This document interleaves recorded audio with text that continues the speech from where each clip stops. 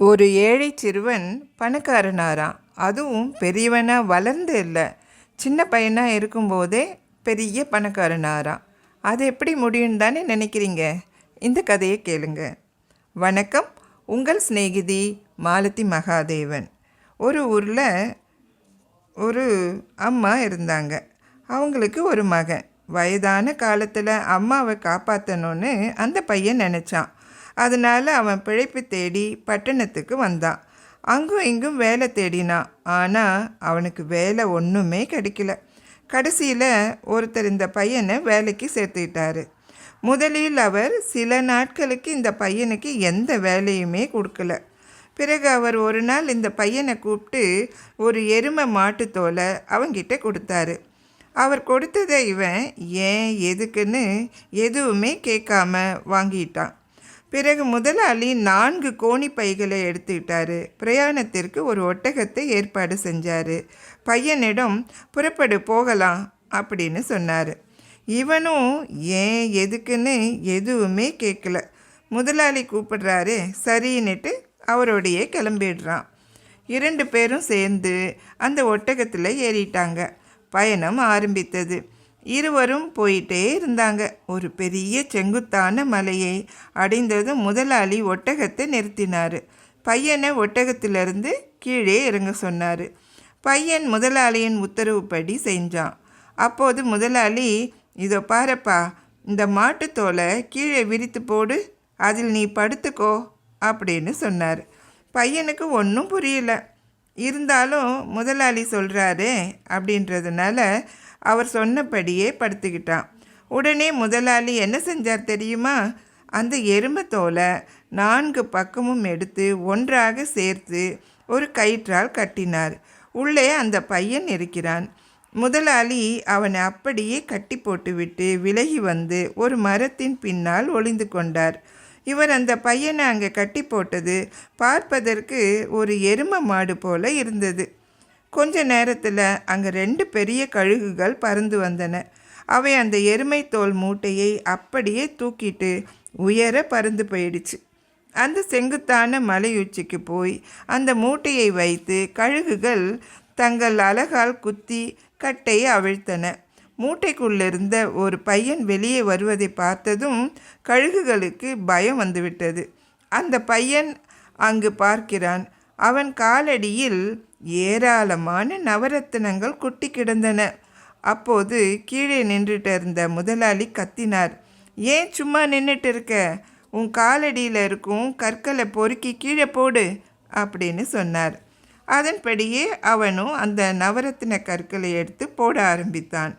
முதலாளி, நான் எப்படி இங்கேருந்து கீழே இறங்கி வருவது அப்படின்னு கேட்டான். அதுக்கு முதலாளி, நீ முதலில் அங்கிருக்கும் கற்களை எடுத்து கீழே போடு, பிறகு நீ அங்கிருந்து கீழே இறங்கி வருவதற்கு நான் வழி சொல்கிறேன் அப்படின்னு சொன்னார். பையன் மேலே இருந்து நவரத்தின கற்களை எடுத்து போட்டுட்டு இருந்தான். அவற்றை முதலாளி கோணி பைகளில் போட்டு நிரப்பி கொண்டிருந்தார். 4 கோணி பைகளும் நிரம்பியதும் அவற்றை சேர்த்து கட்டி முதலாளி ஒட்டகத்தின் முதுகில் ஏற்றிக்கொண்டு புறப்பட்டார். அதை பார்த்த பையன் அவசர அவசரமாக முதலாளி என்று கத்தினான். முட்டாளே, என்னுடைய வேலைக்காரர்களுக்கு நான் எப்படிப்பட்ட வேலை கொடுக்கிறேன் என்று உனக்கு புரியலையா? அங்கே மலை உச்சியின் பின்னால் திரும்பிப்பார், அங்கு எத்தனை பேர் இருக்கிறார்கள் என்பது உனக்கு புரியும் என்று சொல்லிவிட்டு அவர் போயிட்டார். பையன் திரும்பி பார்த்தான். அங்கே ஏராளமான எலும்புக்கூடுகள் இருந்தன. ஆஹா, ஏமாந்து விட்டோமே அப்படின்னு அப்பதான் அவனுக்கு புரிஞ்சது. சிறிது நேரத்தில் ஒரு கழுகு அவன் தலைக்கு மேலே பறந்து வந்தது. இவன் மிகவும் சாமர்த்தியமாக ஒரே தாவாக தாவி அதன் காலை கெட்டியாக பிடித்து கொண்டான். கழுகு பயந்து போய் மேலே பறந்தது. கடைசியில் களைத்து போய் ஒரு இடத்தில் கீழே இறங்கியது. பையன் தொப்பென்று தரையில் குதித்து தப்பி வந்துவிட்டான். சில நாட்களுக்கு பிறகு அவன் மீண்டும் பழைய முதலாளியிடமே சென்று வேலை கேட்டான். முதலாளி, இவன் எப்படி தப்பித்தான் அப்படின்னு ஆச்சரியப்பட்டார். இருந்தாலும் இவன் வேறு யாரோ அவன் சாயலில் இருக்கிறான் அப்படின்னு நினச்சிக்கிட்டாரு. அவனை வேலைக்கும் சேர்த்துக்கிட்டாரு.